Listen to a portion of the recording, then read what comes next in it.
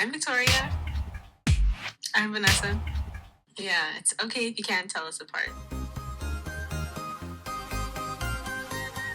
I guess we would call it Twingineering. Yeah. 3, 2, 1. Welcome back. to our 26th episode of Twingineering. If this is your first time here, a little bit about our podcast. We created this podcast as to be a resource for Latinas and other first generation minorities in engineering, by providing our knowledge, our experience, but also bringing other guests on the podcast as well. So this is a great segue. Today we have a guest on our podcast. Emely, would you like to introduce yourself? Yeah.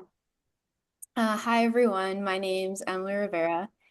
I graduated from UC Davis June 2024. So go Aggies. Yes. I graduated in biomedical engineering with a minor in human physiology. And I do nothing of what I studied now because now I work for Procter & Gamble in our family care department, like as a paper scientist.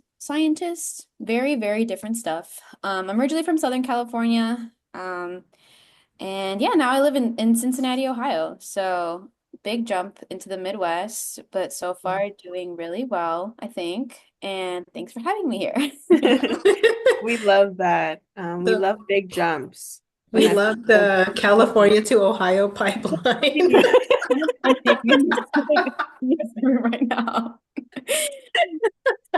Just like specifically engineers also, California to Ohio pipeline. Yeah. We're gonna start a group whenever we find more Latinos who move from California to Ohio. I feel like it's so many so many companies are based out of Yeah. like just Ohio, their headquarters. And I didn't know that. So now that I'm like here and I'm seeing all these big names like headquartered here, I'm like, no wonder. Like why aren't we migrating more? But right now Yeah. it's just two. We'll find some more. Yeah. Yes. So we're gonna start off a little bit more conversational before we go into the main topic of the podcast. So we'll talk about our weekly highs and lows, get the conversation flowing. We can talk about our lows first and then the highs, and then we'll go into something new that we tried. I guess I can go first. It was a busy week this week. Yeah, so I like attended a seminar Monday, Tuesday, and it was like 8 to 4,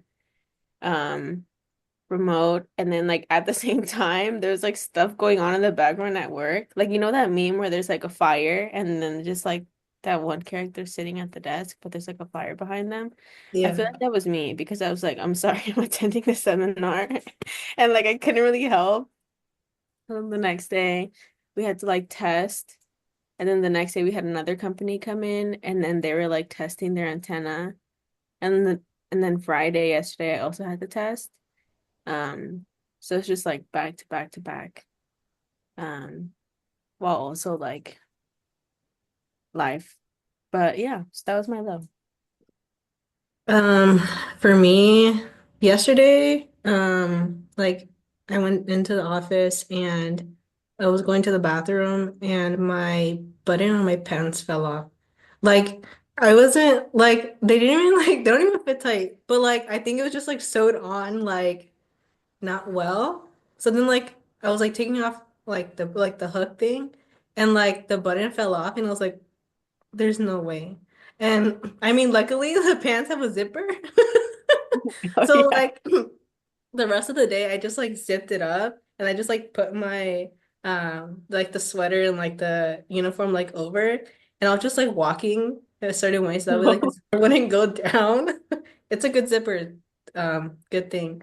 But and then like had forgotten like at some point in the day that my button fell off and like I was walking back from lunch and I was like, oh my God, like why do my pants feel kind of loose? And like it was like kind of falling in the back and I was like, what the heck? And then And I was like, oh wait, I don't have a button. Something. I was like, oh, maybe I should go to the bathroom, like rezip my pants or something. And anyways, I made it out alive. They didn't unzip. Pants were on. Kept my pants on the rest of the day. But yeah, That's a good goal. Like my pants stayed on today. right. Yeah. Just like mark it off on the checklist. Right. Kept my pants up. Let me see. For me, my low is like it's a mixture because like it has to do with like a high, but the consequence is low because I went I went on a ski trip last weekend to Snowshoe, West Virginia. Mm. And like that was super fun. I had a great time, but I have never skied before. So like it was a lot of like falling and then getting up and then falling. And then at some point I was like, maybe this isn't for me. Like I think I didn't grow up on skis. I was like, I don't need this, but I kind of want to learn now because it's like an ego thing. Um, but so the whole trip was fun, but I came back like bruised. Like the next day on the office, everyone was like, "What did you do?" Like because you're walking funny, like you look tired. And I was like, "Do I really look that like busted?" I was like, "Guys, I'm okay." Um, so because of that trip, like the week was kind of like long because I didn't get like the weekend to just like decompress from the work week. It was like work, ski. Yeah, So like I've been eating a bunch of random things because I didn't get to go grocery shopping. So I'm making these weird combos of food. So like the week has been like disorganized. yeah. So that was kind of a bit of like a messy week, but yeah. Yeah, Mm, I hate dang. that. hmm Never been skiing either. People have told me to try it, but I haven't gone yet, so I do want to try, but also have never been. Like highly recommend to take a lesson because I think right. some like experienced skiers, they're like, you got it, like you're fine. And I'm like, I don't think you understand that like Face plant. yeah, I was like to the floor instantaneously is what was happening to me. And I took a lesson. So I was like figuring out like I don't know if you guys have heard like you pizza, you French fry, like these ski terms. Anyways, they're not too helpful if like you don't really like practice them. So like I think it's doable. I think you just got to be comfy with like falling a lot the first couple times because it's just Yeah. part of it. But Mhm. I do I feel recommend. like I feel like I'd just be like trying to stab my feet into the snow and then like slowly sliding down What's the crazy is like to stop, you have to lean forward. So like Mhm. you're like going down. Yeah. So like mine, you're like face to the floor. You're like, how does that make any sense? Yeah. But if you fall, like if you go back, you actually eat shit. Like, oh wait, can I say bad words? Yeah, it's okay. I was like, oh no, wait, no, God. Or like we kick you out of the meeting. No, I'm just kidding. Why we don't want her anymore. No, it's totally fine. Like, oh my God. So yeah, it's like really counterintuitive, but it's a cool thing to do. I think you learn a lot about like balance and like you like it's like a workout. It's a workout for sure. Mm, So highly recommend. cool. I will want to try that one. Sorry, my dog's here. Anyways. Um, so we'll move into the weekly highs. Mine was when I got paid yesterday. We love that, especially after a busy week. Right? Yeah. We love a nice reward. Um, yeah, that's it. Okay. Well, thank you for sharing. For me, I 2 weeks ago, I went to Jersey, for like a dance convention slash competition because I'm a part of a dance team. And it was tiring, but it was good. And we got first in our section, so that was pretty cool. But yeah, it was like my first time in Jersey. That trip was challenging because like I know that's like my high, but like we got stuck there anyway. But we made it back, so yay. Yay. Let me see. My high. This week, we had a lot of like women's network events, Mm. and we have different geared towards different groups. So we have like my department celebration, and then We have sites across the United States, so they also flew into Cincinnati. So I got to meet a lot of people from like our plant and like the manufacturing side, and we got a lot of good like speakers of like how to like do work-life balance and like a lot of tips on like um how to prioritize like your self-care and things like that, and then also excelling at your job while also like taking care of like family responsibilities and all these things. So like it was really nice to see P&G making an effort to blend our like personal lives and work life in a way because like they work hand in hand. I feel like you try to Yeah. focus on one too much, the other one doesn't do too well, vice versa. So Yeah. I got to meet a lot of cool people, a lot of like inspirational women all across our family care sites. So it was a good time, good networking, good food. Yeah, it was fun. That sounds really cool. Nice. Yeah. I'm like, can my company do those? Just Like, if um next time you have a +1, let me know. I'm just kidding. Guys. so we'll move into something new that we learned, like either in our current role, something new that we tried, food, hobbies, activities. I'll go first. So for me, I have been doing my best to like make myself smoothies just like for protein intake. Like, yeah, I feel like smoothies are just like easier for me because like eating food or like a lot of it can make me like not want it anymore. And I feel like smoothies are just better for me. So, um, smoothies is one thing. I've made bad ones before, obviously, like, Mhm. and those were not good. I was like, why does anyone drink these? I was like, just putting the wrong ingredients. Okay, we've gotten better. And I also made protein bagels, I think 2 weekends ago or last weekend, and they came out like pretty good. Vanessa showed them to me. It's like Greek yogurt, flour, what is it? That's it. It's Baking like same soda. equal parts. Yeah. I saw it on Yeah, TikTok. yeah. Wow. And they Yeah. come out pretty good. They're so easy to like make. They're like Like, squishy too, like they're not dry. Oh, do you put any like fruit in them or anything, or is you it? can, I guess. Do you Yeah. put any like, sweetener, like honey, or is it just like the Well, I basic? just like made the bread. Like I was like, let me just try the original recipe and follow it and make sure I can succeed at that first. So Uh-huh. then I just did like it's like Greek yogurt, like plain. Uh-huh. And then the flour. Hmm. I use self-rising flour. And then like the toppings, like you could put like egg wash and then you do like if you want to add like cinnamon or like some people made like a jalapeno cheddar, like everything or sesame. So yeah, the toppings are endless. Yeah, they come out pretty good. So that's something new for me.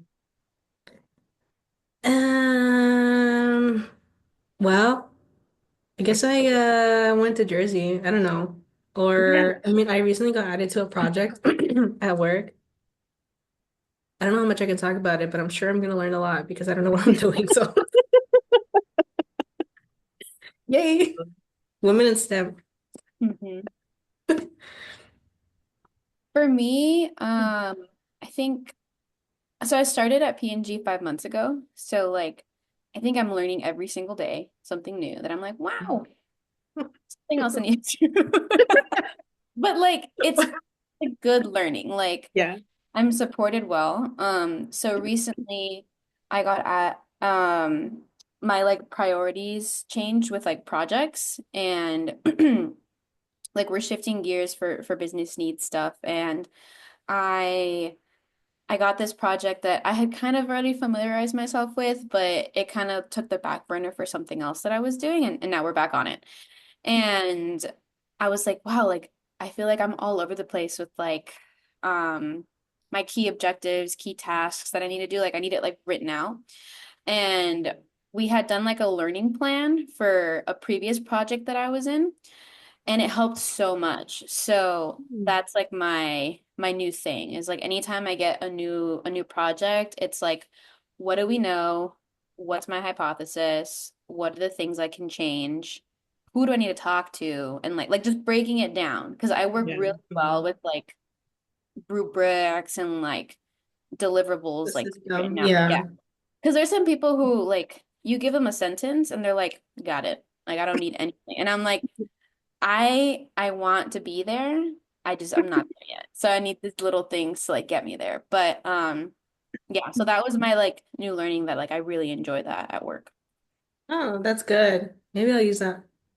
Yeah. You the I feel template. like Yeah, please. for people who like only need a sentence, you're like, I didn't even tell you like what the project is yet. Like, can you stay like a little longer so I can explain? Like PNGs, at least like people stay at PNG for a long time. So like there are some people who've been like there for like 25, 30 years. Oh, no. So like they just get it. Like they know the Oh, yeah. technology, they like know the science Mhm. for their hands. So it's also like they just literally like have 30 years on like knowledge, and I'm here like 5 months like trying to like squeeze my way through. But I think like eventually things click, you know? Like I feel Yeah. like you get faster at doing things like when you're like, okay, this is associated with that, blah blah blah blah, and like you just get better. So Yeah. it's like a Yeah. learning curve. You suck less and less every day, you know? Yeah. Yes. You grow every day. That too. You can say it like that. You don't suck as bad anymore, actually. Yeah, like, yeah. Like and then you hit baseline, and then you're like, yes. You're like, And yes. that's like with the curve. Yeah.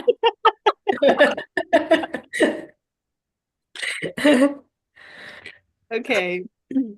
So we'll move into today's theme. We have Emily here with us. So we'll kind of ask you like basic questions and then feel free to add on whatever you feel is right.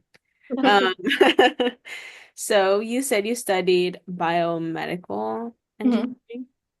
engineering. So I guess why did you decide on biomedical engineering? And how was your experience doing that? Because like both me and Vanessa are electrical. Mhm. Um, yeah, I have no idea what that consists of. Yeah. So I think growing up, I wanted to be a doctor. Like it was just something that was like, it felt cool. And I was like, I could do that. Mhm. And as I progressed more in like high school when I was like, what do I want to study? Like, I feel like this is a pretty loaded question. So I was like, damn, gotta think hard about this. And I would look into like what it would take to being a doctor, and I was like, whoa. I was like, that's intense. I respect it because it's like, you know, it's a long journey to Yeah. go through all these things. And like, I was like, I don't know if I want to do that. Like if I will feel the passion to go to medical school and all those things. So then I was like, I still like the medical field, but I want to be more in like the innovation side of it because I think like doctors is like you learn like what's been learned about the human body and like all these things, but I wanted to be more in like making new medicines, making new treatments and things like that, a very like experimental area. So then that's when I found biomedical engineering. And I was like, okay, this is like a good middle ground. Like I'm learning about like medicine, but I'm applying it to make new things.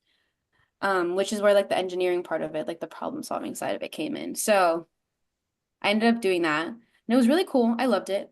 I got to do a lot of cool internships with it. Medical device internships, some I had I worked at a seaweed company too, which is like really random, but like it was really fun. I had a great time. Hmm. Like, I worked at a bioengineering lab at UC Davis too, and that was super cool. And it's interesting because like I really liked that, but I don't do any of that now. And I really enjoy what I do now too. So I'm like, I don't know if this is kind of going in more to like what I currently do. Um, but I think overall going to like doing like an engineering major, it just opens a lot of doors because I think they're very transferable skills. Like people hire Mhm. you because, like you can problem solve. And we know that like given like the support and like the learnings, like you can do it. So I liked biomedical engineering overall. It was cool. Good time. Davis was fun. It was. I have a question about like, because I don't think we've had anyone who has been or participated like in a lab before. So I guess like what was, or like specifically like for undergrad. So like how does it differ from like you being in the lab to like the internships that you had? Like did you notice like very big differences or like Mhm. what pros and cons of both or either one? I think lab work can sometimes be a little like very, very repetitive. Mm, So you don't necessarily own a project straight off the bat when you're in a lab. You work under like a postdoc or like a grad student. So you're kind of like their assistant in a way, being an undergrad. mm-hmm, So what you do isn't really up to you. It's more of like what they need, but you're learning mm-hmm, new techniques that they would do to test for this or to get XY results. So that part isn't as like free thinking as like when I was doing internships. Like they'd give mm, like, a project and they'd tell me like what I'd need to hit. And from there it was like you do how you think will be most successful. So that was like a different mindset for me. And then I think as an undergrad in a lab, like you also manage your schedule differently because you're also in classes. So mm-hmm, like I would try to group my classes to have a full day that was stacked. So then on like the next day I didn't have any class, so I could do lab for like 5, 6 hours. Um, and as opposed for like internships, like we're like not in school. So it's like a mini job for like 3 months. So it's very like internship focused. So research takes a little bit more to juggle with, I think, too. mm, But I liked it. It was a really good way to get more ideas of what I could do with my major if I did want to pursue grad school. Um, mm-hmm. like we got to talk to like a lot of postdocs, a lot of other graduate students, and there's actually a program at Davis called CAMP. I forget what the acronym stands for, but it was like super beneficial because part of the reason why I was weary of doing research at the beginning was a lot of it isn't paid sometimes. And I was like, okay, like if like I need the money, so I could do like a regular job where I get paid, or I could be doing this free job. And I was like, free work. I'm like, whoa. So then that program helps like give you a stipend for like the quarter that you're doing research, and they also have like a stipend for the summer too. So it was Mm, super cool to like be able to participate in something that would help me develop as like an engineer, but also like financially help me pay for food and stuff during school. So, mm-hmm. yeah. Wow. Well, that's good to know. Like, I feel like sometimes like when people ask about um, like if they should do like grad school or like research positions, we're always like, oh yeah, like if you find if you know like a professor who like has like research positions like available, like reach out to them or something. But I don't think we've had someone who was able to provide that insight so far. If we have, I'm sorry that I forgot about what you said. Um, I mean for undergrad, not like they're in graduate school. But yeah, so thank you for offering that information. I feel like Veronica might have. Well, because she That was, was like our very first yeah. one, but because I think she did research in undergrad, and then she was like, I just want to do that all the time, and then she like pursued Mhm. her PhD, and I'm like, and she was like trying to tell us also like apply, and I'm like, wait, I don't know what I want to do. I But think yeah, I think that was yeah. doing like undergraduate research is a good way to gauge if you would enjoy doing like your master's or your PhD. Because Yeah. at the time I also was kind of like, I feel like a lot of people around me are doing their PhD and grad and masters. I was like, should I be doing that too? Like, is that something I'll enjoy? And I did the whole lab life and I was like, this is fun, but I don't think I'd enjoy it Mm, yet. So Yeah. my mentality was more like, let me go out into the world, get some experience, and see what I like because I haven't necessarily done like full-time positions while in school. And then if I Mhm. find something I really like, then I'll tailor grad school to that because my interests could change depending on where I'm at in my career. So Yeah. yeah, if anyone has any questions about like that specific program or like my journey in research overall, like let me know. I can speak more to that. Yeah. Reach Yes. out. Yes. So I guess I know you talked a little bit about your current role, but um, I guess my question would be how you got into it, like how you obtained it, like learning about it.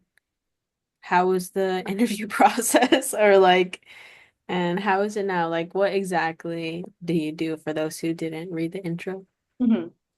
So I work as an associate scientist for Procter& Gamble in our family care department. And that is Bounty, Charmin, and Puffs. Like those are our three main brands, paper brands.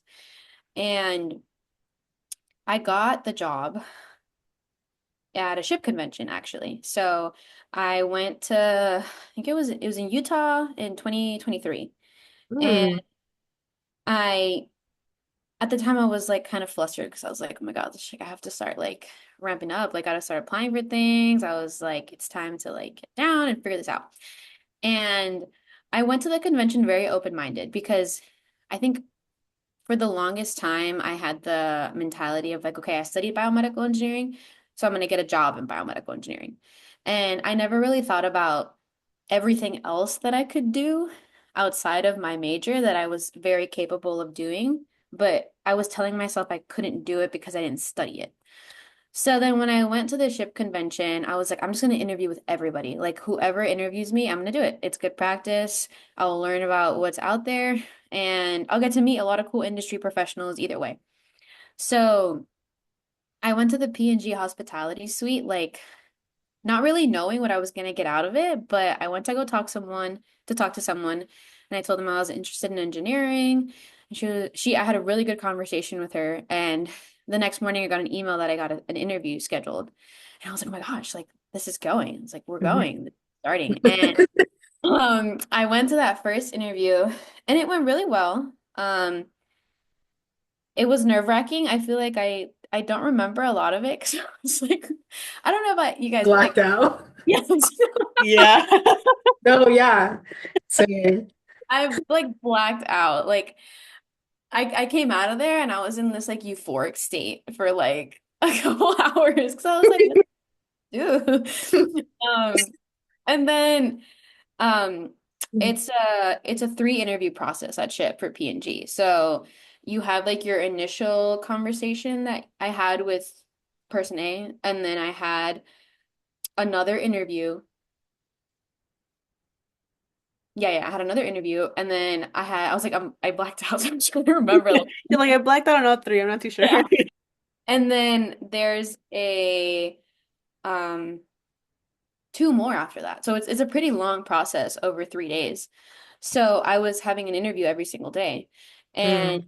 so after each one, I'd get a call and they'd be like, hey, you moved up. And then I was like, hey, you moved up. And then on the last one, like we had just finished talking. It was three people, I think, who were in front of me. So it's like a panel interview. Mm. And that was scary. That was so scary. I felt so small. Miss, I was in this little chair. I was like so nervous. These three people are like looking at me. Um, and I remember at the end, they were like, okay, like let's do this. And I was like, what does that mean? Like I did good? And they were like, no, like we want to offer you a position. And I was like, what? I was like, it was crazy. You're like, I was like, me? I was like, and one of the things that I will forever be grateful for about that ship convention is I met so many people who were willing to work with me to find what position would be best suited for my skills.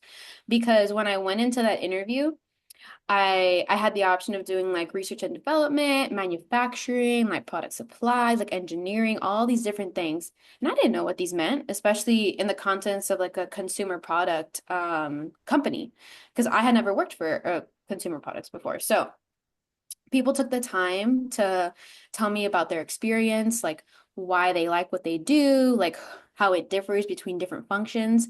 And that's ultimately what led me to pick R&D to come out to Cincinnati. And so then that was like around November of my last year. And I accepted my offer to move out to Cincinnati, Ohio. And I was freaking out because I was like, Cincinnati. I was like, is this like the move for me? And You're I like, remember, wait a minute. I was like, whoa, is this it? And I remember talking to my sister and I was like, is this like, what do you think about this? She was like, why wouldn't you go? And I was like, because I'm scared. And she was like, well, that's not a good enough reason. Like, you'll go figure it out.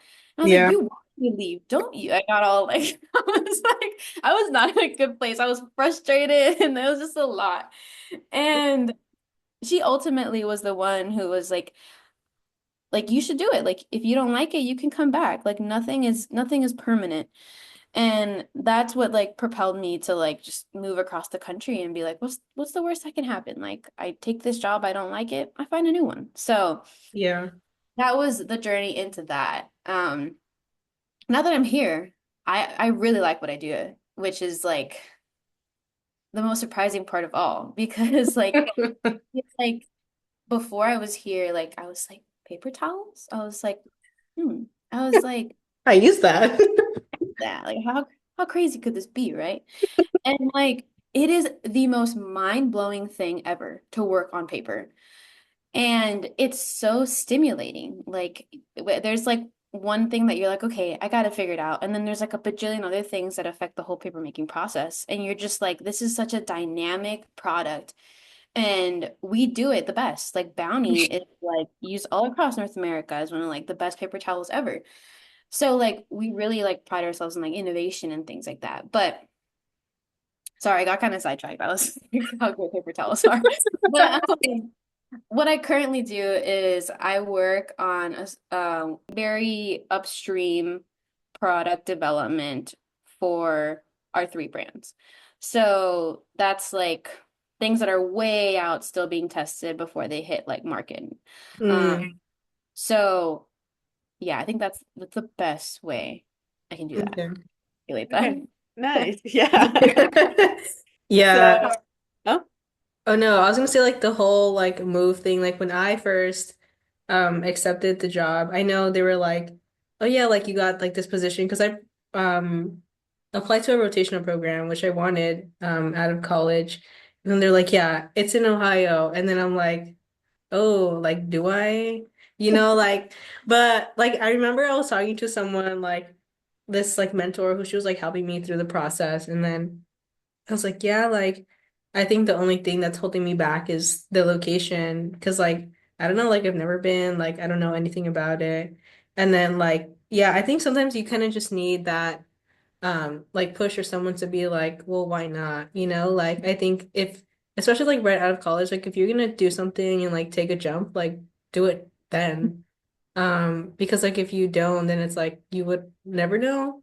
I mean, not that like you can't take the chance again later, but like if you have the offer in the moment, like why not do it?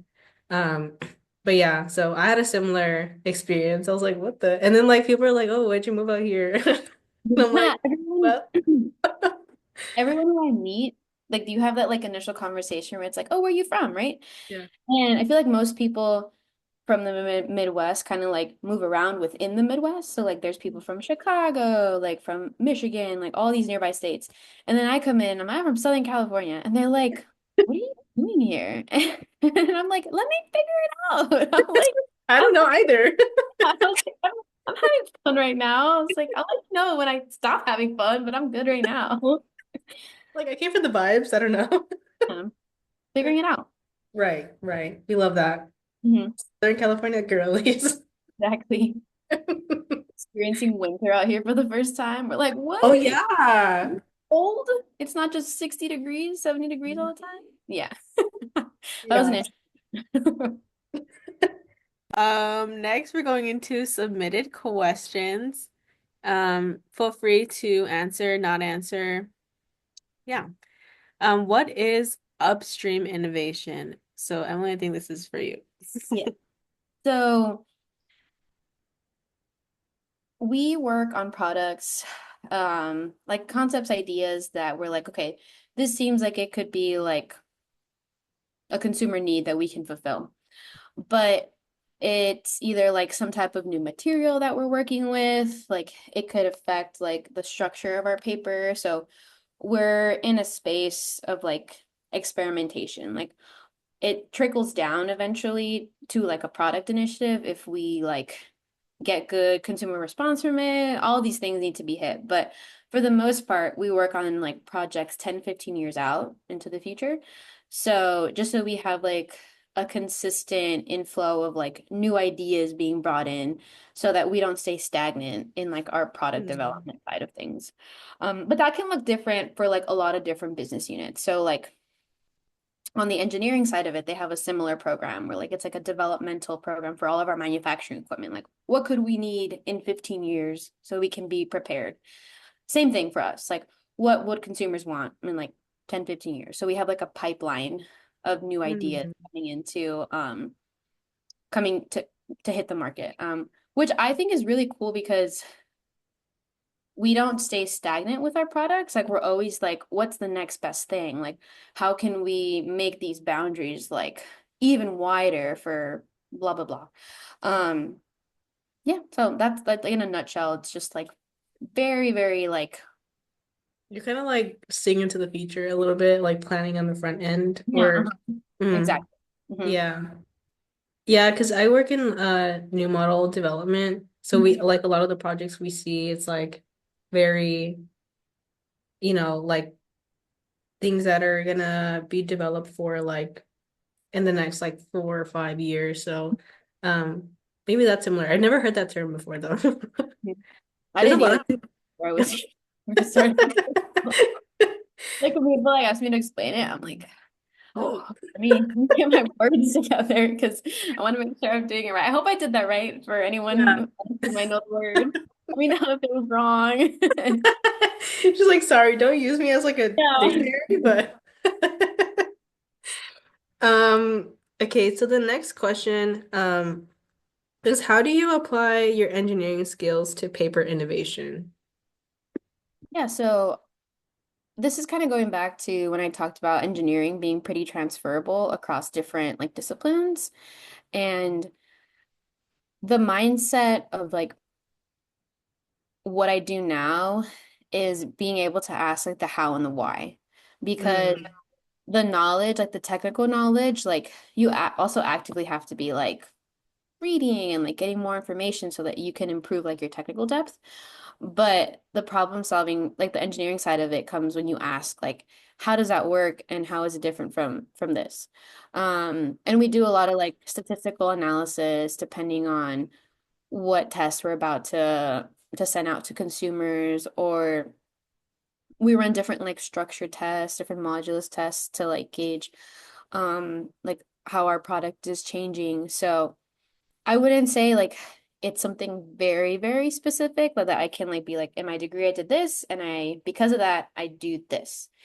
It's like the industry is different than what I studied, but the mindset of how to be an engineer is like what I yeah. um so yeah, I think that's like the best way I could say it.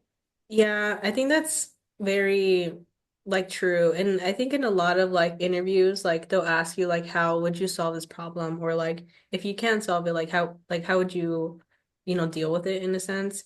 But I think like in every company or like industry, like the engineering skills are transferable because there's always gonna be problems to solve or like solutions to find or questions to answer.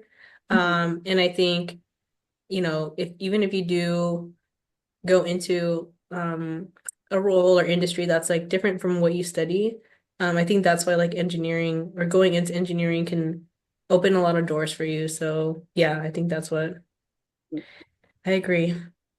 Yeah, I think also like for anyone who's like maybe doubting what they studied, if that's kind of like what they're not sure if they want to do it, like you can totally do something else. Like it's not limiting at all.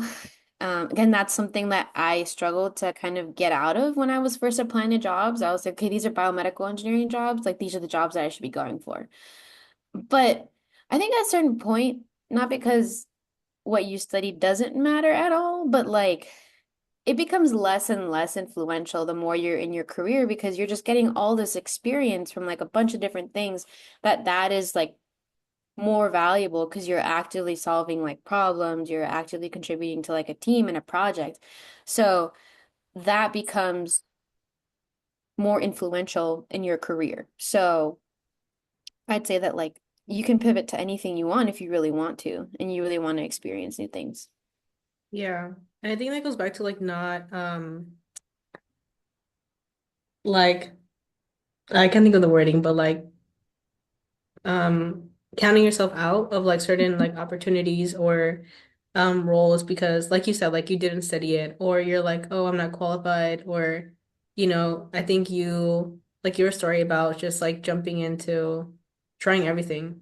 Mhm. Because like now you're here and like you enjoy it. So yeah, do engineering, guys. Okay, the next question is, have you ever asked for a raise, and any advice on how to Ask for one. oh There's just the K was missing and I was like, I don't know what you meant there. Um, so I haven't asked for one. I'm pretty new in what I'm doing right now, so I don't think, I mean, not because I don't want one, right? Like if they give me one, I'm down. But like I'm still learning what I'm doing right now, so I'm like not there yet. But I did like this is kind of like similar, I guess. Like when I got my offer, I tried to negotiate for like a higher salary. And that is like the most uncomfortable conversation ever. I don't know why. Like I'm like, no, like I'm worth an extra 10K. Here's why. Like it's like I'm like negotiating for like more money and like how I'm worth. It's weird. Like it was a really weird conversation. But like I think like that whole feeling of making it weird is like so unnecessary. Like I look back on when I was doing it and I was like, why was I nervous? I was like, the worst that people can say is no. And then I still have like what I was offered. Um, and I've gotten a lot of coaching from this from mentors because it's something that out of college, I feel a lot of us are like, well, I want a job and like that's baseline right now. And then asking for more, it's kind of scary. You're like, what if they take my offer away? What if they like do all these things, right?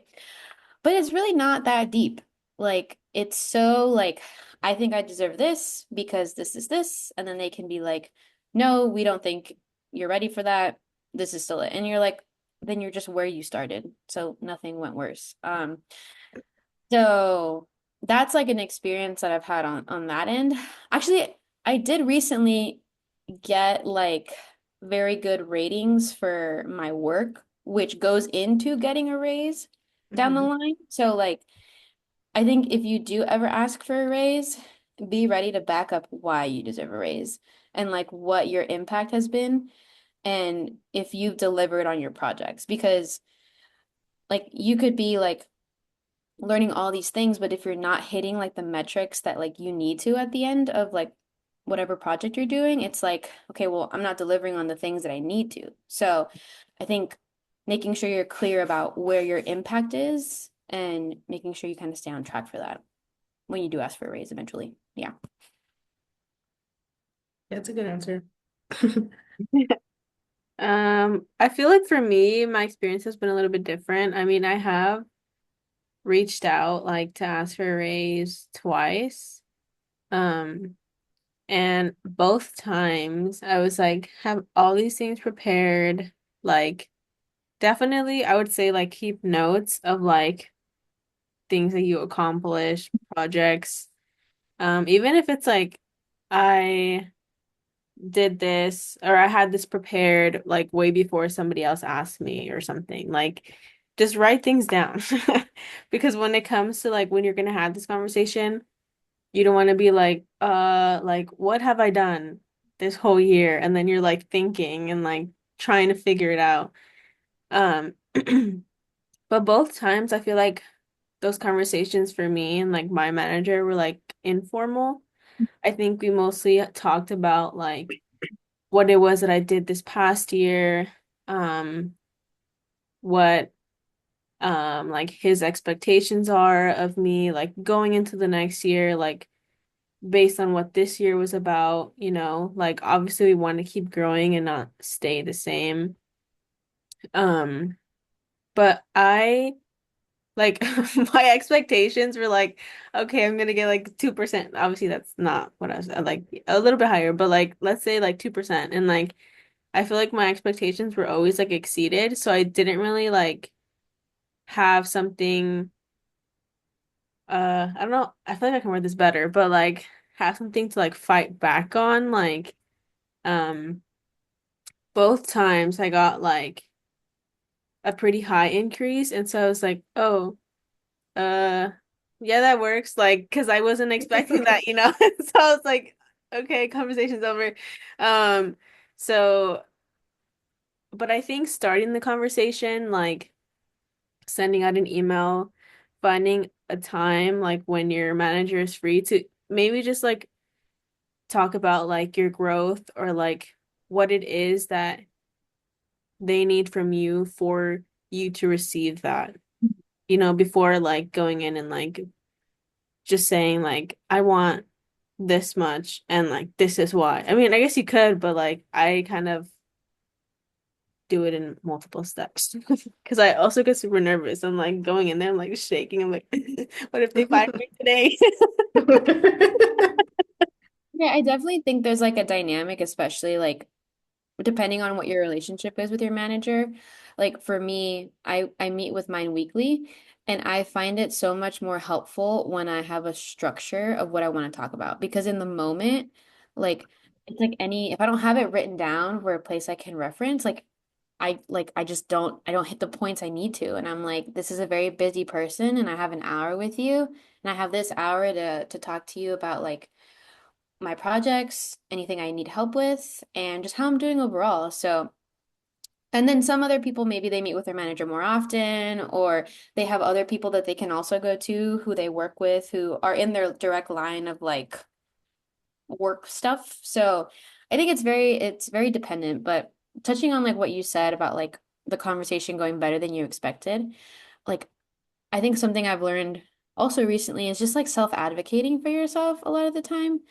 I think telling like, okay, like I'm good. Like I do good work. So like I should be rewarded. Like, I don't know if that's making Mhm. sense. Like Yeah, you're yeah, being your best like cheerleader, and that like if things don't go great, then at least you were speaking up that like you do deserve something because you are doing well.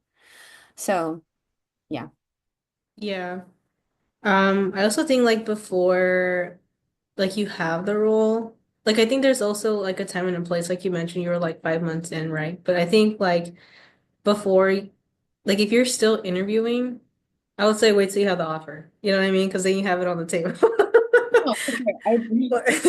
Yeah, I Like, don't agree. be, they're like, do you have any questions out of the interview? You're like, how much is my pay? Can I get more? Like, don't do that. Like, maybe wait until you get the offer. But then also, like, you can negotiate, like, maybe, like, if they say no to the, like, increase in pay, like, you can also ask about, like, PTO or, like, vacation days or, um, because maybe like you already had a vacation plan and you're like, oh wait, actually. Um, but yeah, I think that's a very like nerve-wracking conversation.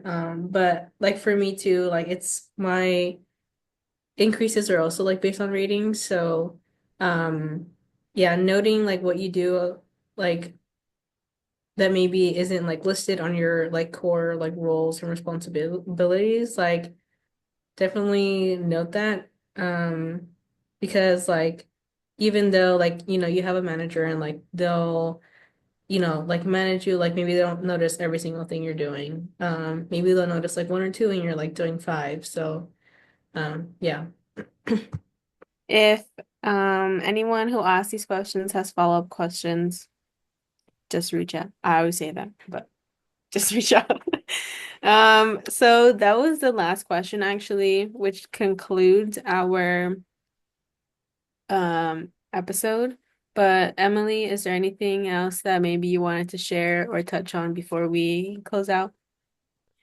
For anyone who's like considering like moving really far, I know that was a really big thing for me that I was frustrated and struggled with to kind of like think about in accepting my offer, especially as like just being recently graduated.